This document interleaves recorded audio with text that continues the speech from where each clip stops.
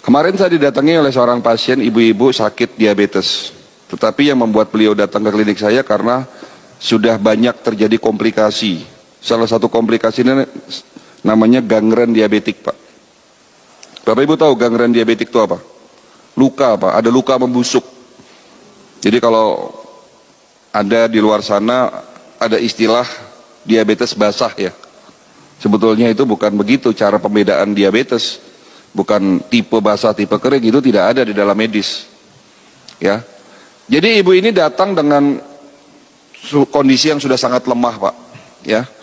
Tubuhnya lemah, pakai kursi roda, kaki sebelah kanannya membusuk. Jadi waktu datang ke klinik saya itu jari kakinya sudah mulai copot satu-satu. Telapak kakinya bolong, membusuk, jarak 3 meter sudah tercium aroma tidak sedap. Datang di depan meja saya nangis-nangis. Dok, saya sudah pasrah. Sebentar lagi kaki saya mau diamputasi. Tapi terakhir saya minta tolong sama dokter. Apakah ada cara supaya kaki saya sembuh tanpa harus diamputasi? 8 bulan terakhir ini saya menderita, dok, tidak bisa tidur. Ini menjelang malam, itu cekot-cekot rasa kaki saya. Kaki saya ini sudah nggak bisa, Bapak bisa bayangkan lah.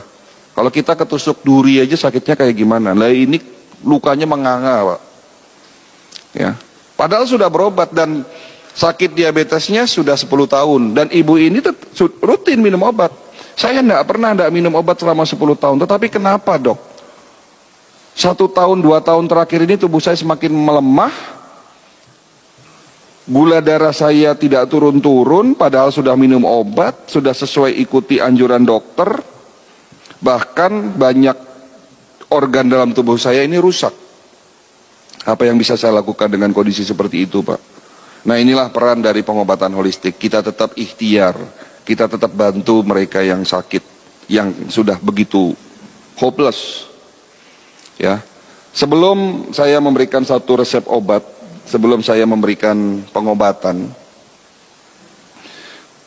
prosedur protap di klinik kami, kita harus melakukan medical check up. Tetapi berbeda dengan medical check up yang ada di rumah sakit, Bapak Ibu sekalian. Medical check up di klinik kami dengan konsep holistik. Dengan alat-alat yang ada di dalam bidang kedokteran holistik. Dan hasilnya, jantungnya membengkak, pankreasnya rusak, fungsi ginjalnya tinggal 40%, banyak pembuluh darah yang tersumbat, radikal bebasnya sangat tinggi. Jadi salah satu kelebihan dari alat ini mampu mendeteksi adanya radikal bebas. Ya. Dan ini semua terjadi akibat apa? Akibat gaya hidup beliau yang salah. Apa itu? Ada 3 yang saya simpulkan salah. Pertama, beliau suka tidur larut malam. Mereka yang kebiasaan tidur di atas jam 11 malam, tubuhnya akan lemah. Kenapa? Karena jam 11 sampai dengan jam 1 malam, di saat kita tidur pulas, ada bagian tubuh, ada organ tubuh yang namanya liver, hati, itu melakukan bersih-bersih, Pak. Detox istilahnya. Liver memiliki 500 fungsi. 500 fungsi, Pak. Jadi organ yang paling berat kerjanya adalah liver, Pak. Kalau jantung 1 fungsi, Pak. Mompa darah, selesai. Ginjal punya 2 fungsi, tetapi liver memiliki 500 fungsi. Dari salah satu fungsi itu ada yang namanya fungsi detoksifikasi. Apa itu?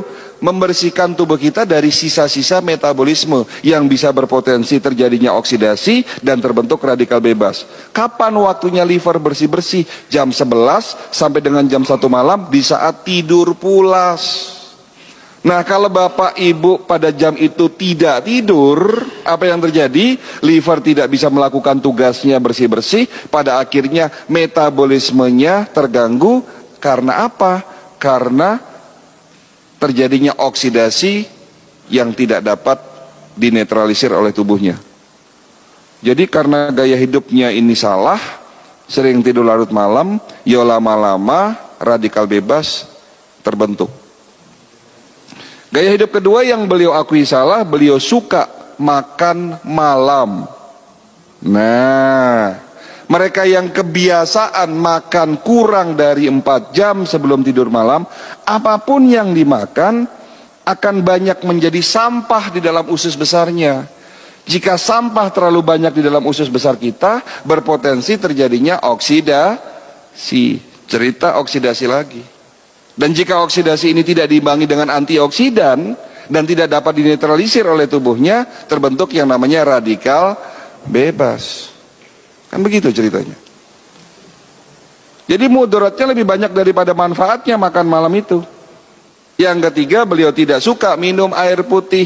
Apa yang salah dengan tidak minum air putih? Hati-hati, Pak. Bangun tidur, kita harus minum 1 gelas air putih. Setelah sholat subuh, minum segelas air putih. Makanya tadi saya tanya, mana air putihnya? Karena air putih sebagai pembilas, penetralisir sampah di dalam tubuh kita. Boleh nggak minum kopi? Boleh, tapi harus didampingi dengan air putih, Pak. Jadi 1 gelas kopi itu setelah itu dibilas dengan air putih. Ya. Jadi kesimpulan yang bisa kita dapatkan apa di sini? Tidak ada satupun penyakit bisa sembuh jika Bapak hanya mengandalkan obat. Karena sesungguhnya kita sakit akibat gaya hidup kita yang salah. Berarti langkah pertama, step pertama sebelum tanya obat, sebelum Bapak minum obat, ya rubah dulu gaya hidup yang salah. Tetapi karena ini sudah menjadi kebiasaan makan malam, kebiasaan tidur larut malam, sehingga sulit disembuhkan. Betul?